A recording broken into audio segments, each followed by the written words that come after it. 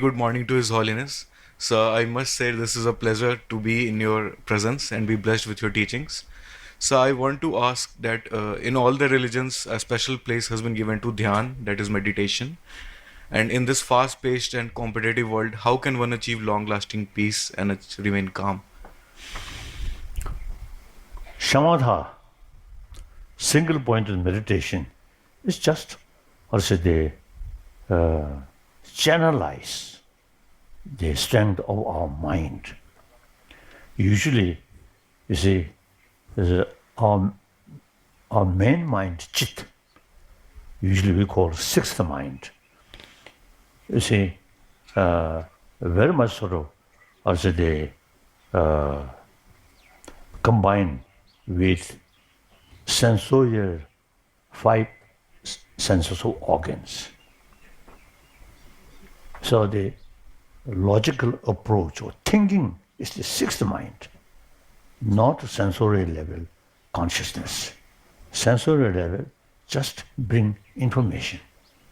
The real sort of judgment is carried by sixth mind. So, 그래, 그거 같이 우리.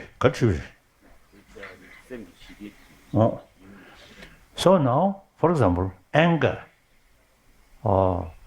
frustration, fear, all these are part of chit, or sixth mind, not sensorial.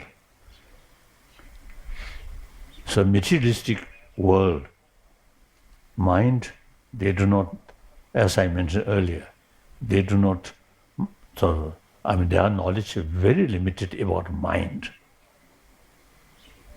In beginning of, till 20th century, the scientists, they simply consider there is no mind except brain. Now, later part of 20th century, more and more now scientists, especially brain specialists, now realize there is something which affects our brain. That's chit. So now, training, in the sense, you see, shamatha is channelize our mind, not following sensorial consciousness, but main mind, chit, you see, increasing its sort of ability. Then meditate on different subject. Now, here, usually we say vipassana, analytical meditation, analyze. So, now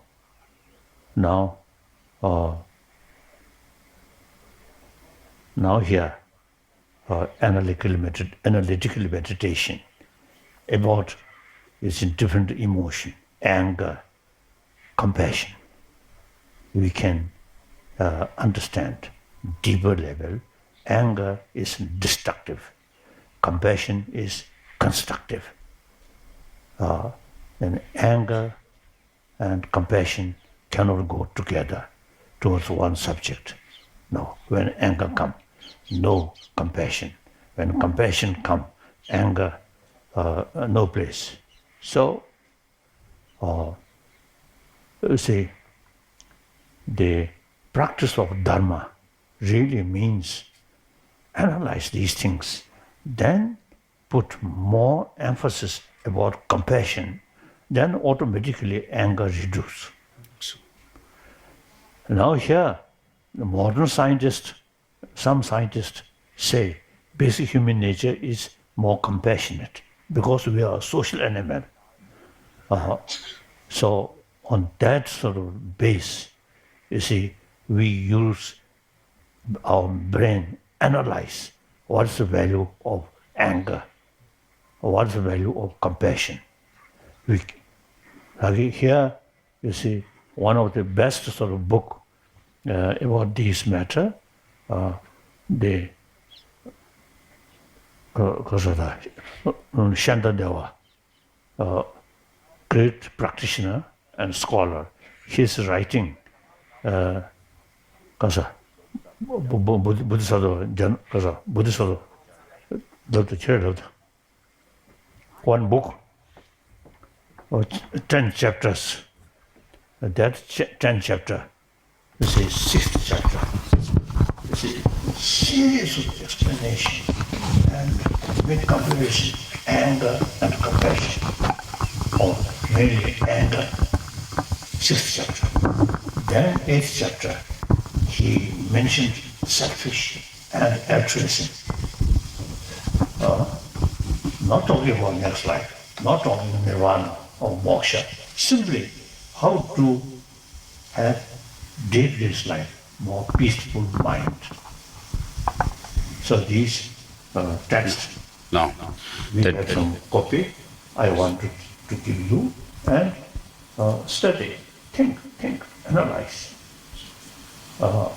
Very useful. I myself also, you see, last now over 50 years since I received oral transmission. You see, this book, it really transformed my way of thinking, my emotion. And of course, other books, the Nagarjuna's, Madhyamika Mulakarika, as some book I already mentioned, these very, very helpful.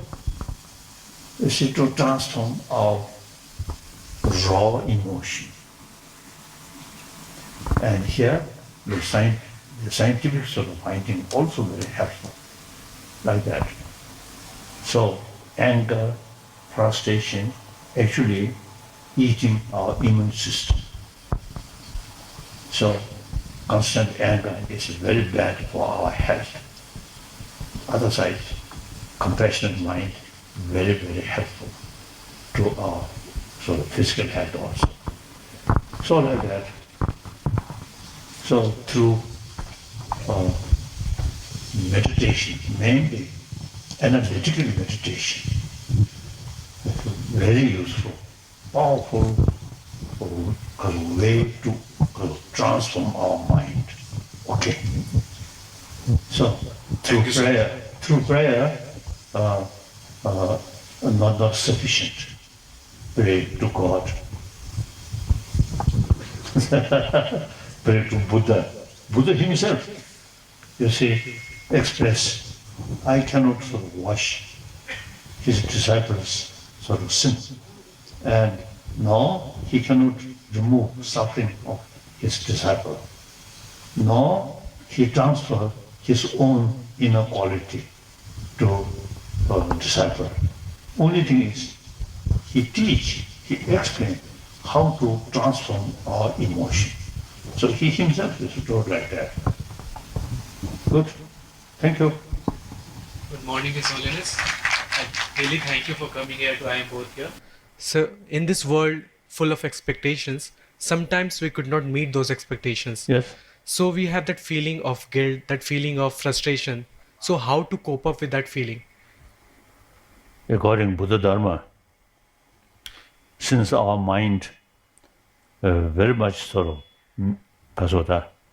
influenced by ignorance, so this expectation, some expectation are realistic expectation, some are unrealistic expectation.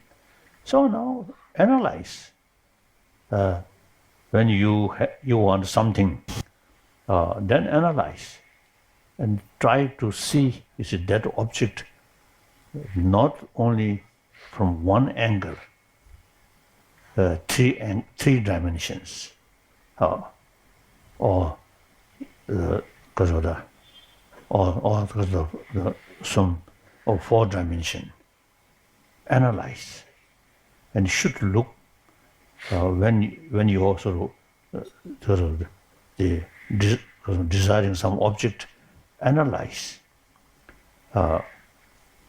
just through emotion, just to look one angle, you cannot see the reality. So mind more calm, neutral, and then analyze. Then you can see the reality fully. Then your approach become realistic approach. So through realistic approach, you can achieve what you want. Many desire unrealistic. So effort, unrealistic effort, always fail to bring what you want, and more regret, frustration, and anger. Okay, so our intelligence is very important to analyze, not faith. Okay. Good morning, His Holiness. My question is, being a part of this universe, it seems so obvious to be able to connect with everyone else in the universe. But forget about any other species. If we can connect with our own kind, it feels like an achievement. So why is this barrier, and how can we transcend this barrier, connect with oneness? Now, if you ask child, this is so long, with smile, other child with smile, play together, same. They don't ask what is your religion, what is your nationality. So now, gradually, once they join education, school, then you see emphasis, nationality, different religious faith. So basic, so the child, some kind of sense of oneness is there. Once we join education, now existing education should have some more sort of, the lesson, oneness of human being and basic human nature, and according Indian these 1,000-year-old Indian tradition, these I think should part of our education. So then once join education, then emphasis religious, because of different religion, different nationality, and then that develop the strong sense of we and they. So therefore, in education, I think should should include the sense of oneness of 7 billion human beings, and any human community, their future depend on rest of the human community, 7 billion human beings. So I always try to share the 7 billion human beings. 7 billion human beings are same human being, mentally, emotionally, physically, and same, all have same right, and then individual human beings' future depend on rest of the human community. So we really need sense of oneness of 7 billion human beings through education. Okay. His Holiness, we see in this material world, we always want more. Like I set a goal, I achieve it, but I always want more. At the end of the day, I'm not content. So how should we, like, I'm really confused. How should I get that inner peace out of me? As I already mentioned, you see, our desire, no limit. So then, you see, should think those objects which we want to achieve, whether realistic approach or not. That's important. So then, you see, things, you see, you want something, but beyond your ability or opportunity, then should practice contentment.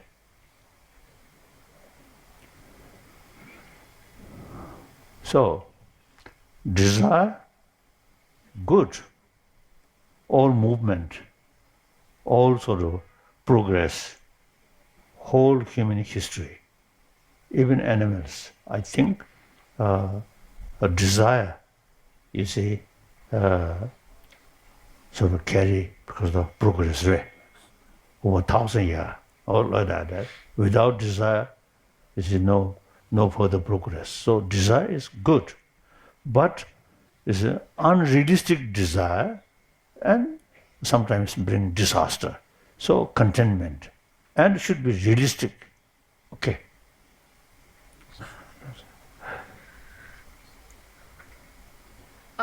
Thank you, Your Holiness. I wanted to ask, do you think that mindfulness and self-compassion, do they lead to happiness? Certainly.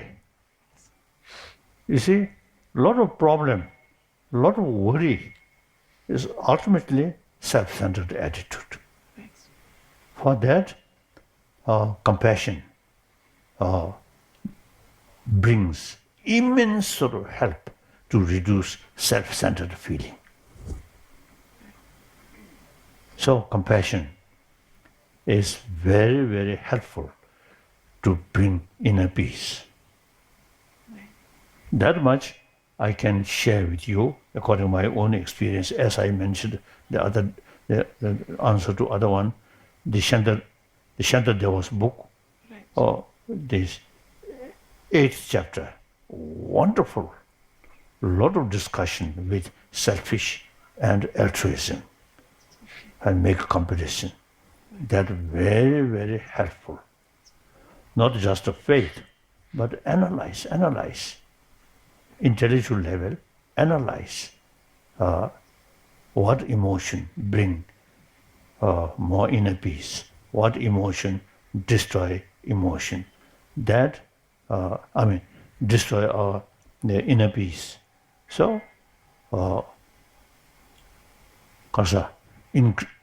constant think about compassion automatically reduce self-centered attitude. Okay.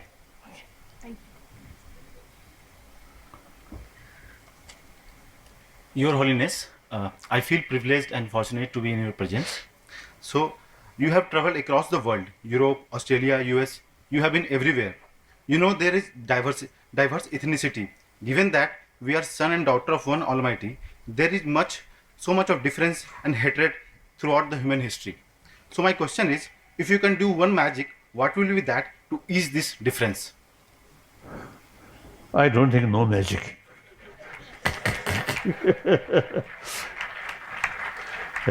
If you believe God, God also no power of magic. Buddha as sort of Buddhist, the Buddha, as I already mentioned, is no magic. Only teach how to reduce destructive emotion, how to increase constructive emotion. That's Buddha's own way to help us. Otherwise, no magic. Magic, I think, usually you see we understand rare. Magic sense to do something unusual, something. Then sometimes we call magic. Otherwise, you see, each event due to its own causes and conditions. Without causes and conditions, something or the certain thing happen. Never. There's a nature law. Cause, effect, cause, effect, cause, effect. The Buddha's first Dharma teaching, or impermanence. So impermanence means everything is due to cause, and cause momentarily changing. So the effect also changing, like that. Okay. Thank you. His Holiness, people often commit mistakes, and we all know that we should learn to forgive and forget. But my question is, how do we forgive ourselves for our own mistakes first? As forgiveness, just you see, too much regret your own mistake. That, in a way, useful, in a way, too extreme. I think any emotion go extreme, not good. So regret, regret, too much regret, and demoralize, and your inner spirit then become weak, not good. So self-confidence is very, very important. Once you feel now you are useless and nothing, then completely demoralize and you spoil our human life. So regret, some extent, very important. You realize mistake and regret, and you no longer sort of commit future. So that's good. Too much regret, demoralized, not good. Thank you. Then here, I think the one Buddha's teaching, everybody ultimately, our basic nature of our subtle mind is pure. So that we call Buddha nature, Tathagata Garbha. So that really give us inner sort of self-confidence, and I can be, because I can achieve Buddhahood. So full of courage, full of self-confidence, very important.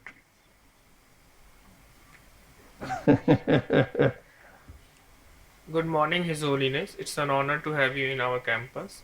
So, as an MBA student, we are involved in lots of activities which require consistent attention and effort. So, in what ways we can increase our productivity in our hectic academic life? Education, very important. Education fully utilize our special brain. The thousands of different species of mammals, only human beings' brain is something very special. There is real potential. So education help to further develop or utilize that intelligence or our brain. So when I study, I was quite lazy student.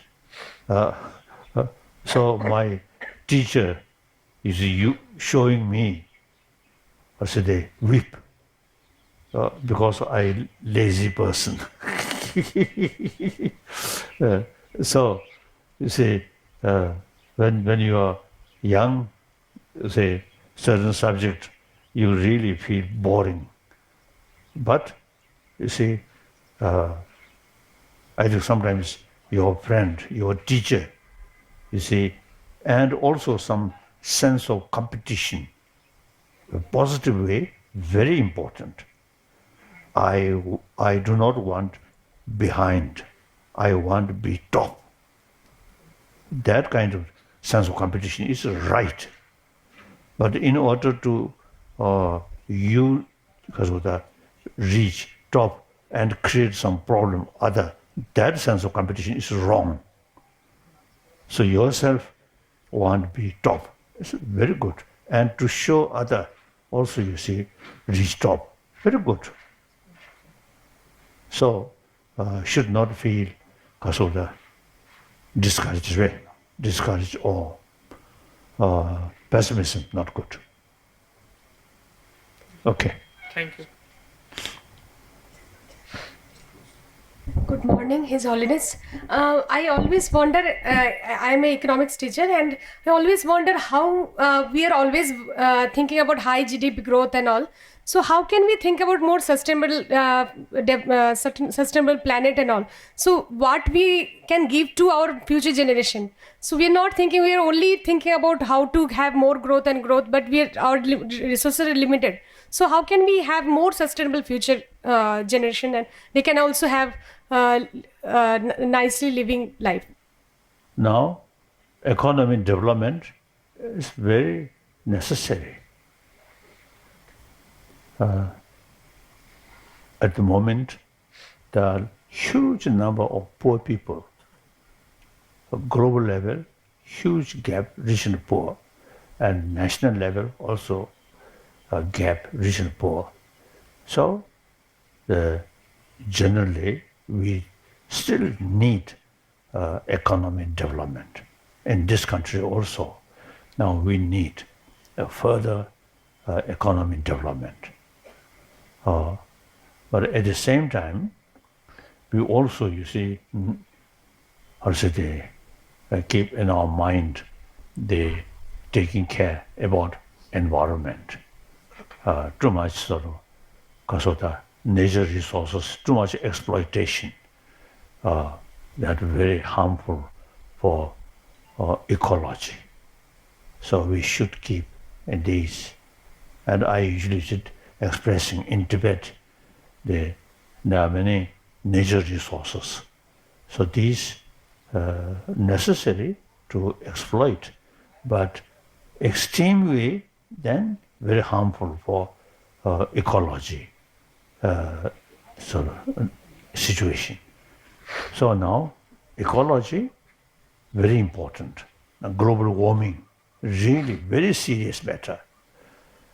So according to some ecologists, scientists, they say the global warming, the next few decades, global warming reach such a sort of extent, the whole world may become desert.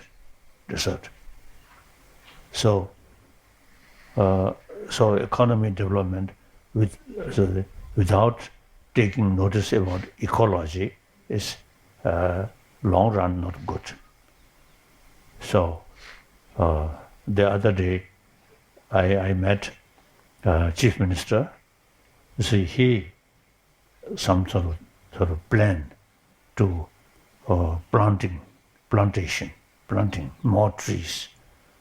That's very good. It's very important.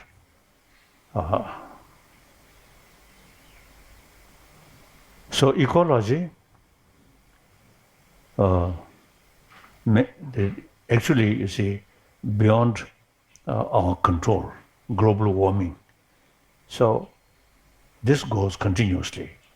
So what we can do is try to preserve, try to pay more attention about ecology, like that.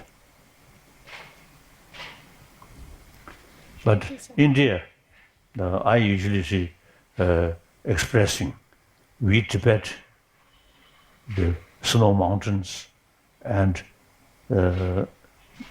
most of the rivers which cover China, Yellow River, into China, and mainland China also the Kasa, Yangtze River, and then Brahmaputra and Ganga, all these rivers come from Tibet. So sometimes I describe we Tibet is supplier of water to India. So preserve, taking care especially about Tibetan environment is very essential. Over 1 billion people's life depend on those rivers which come from Tibet. Okay. Thank you, sir.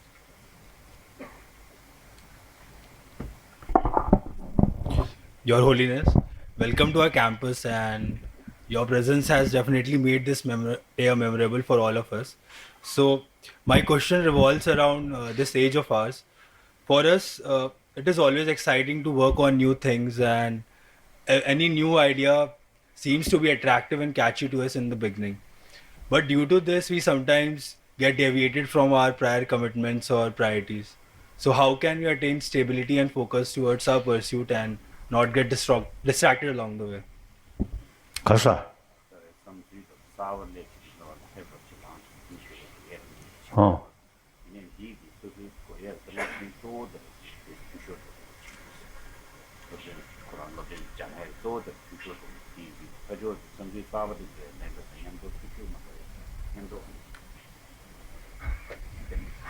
As I mentioned earlier, analyze and those different subjects some subject for education, something important, but judging from holistic, not very important. Could be. So judge the approach realistic way. So your sort of particular subject is something relevant, your holistic sort of approach, then very good. And your subject not much sort of relevant, then you can change your subject. Okay. So, but we do lose time in like changing too many ideas and working on too many things at the same time. So, like, how do we know that this is our thing and we should work on this, focus on, and not get distracted on like short-term goals, maybe? So, as I mentioned earlier, holistic view and analyze, and also ask some of your friend and including your teacher. Then you can take conclusion. Once you have full sort of confidence now, this subject is really I can study, I can be professor or specialist in this field, and it can be useful to the society as well as myself. So think and seek some advice from your friend. Okay. Thank you.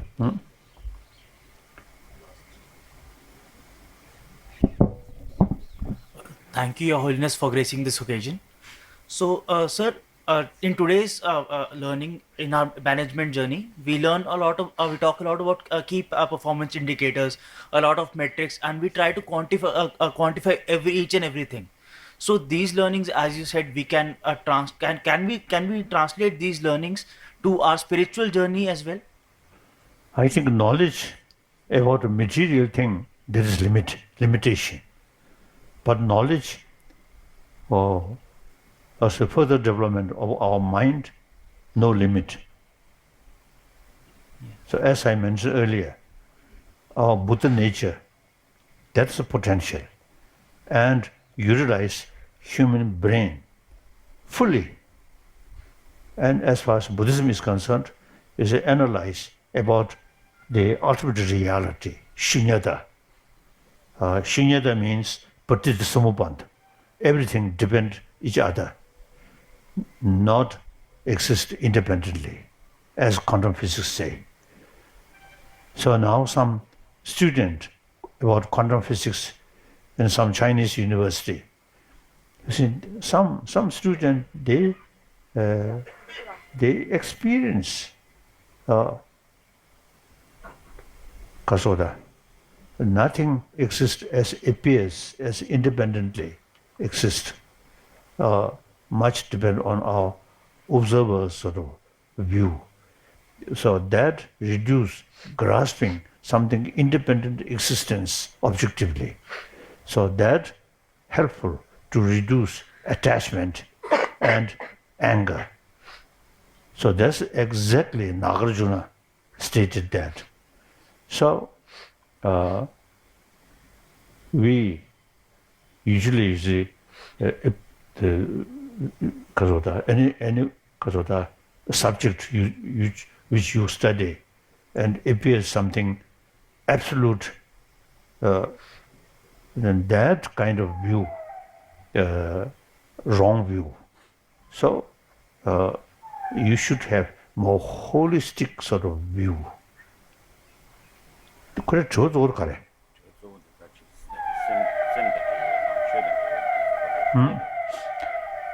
So further development of mind, no limitation.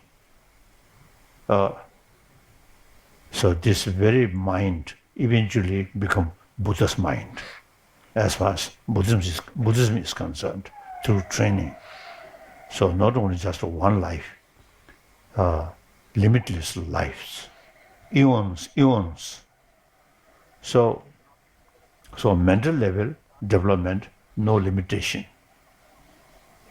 But we can train, we can develop our mental quality,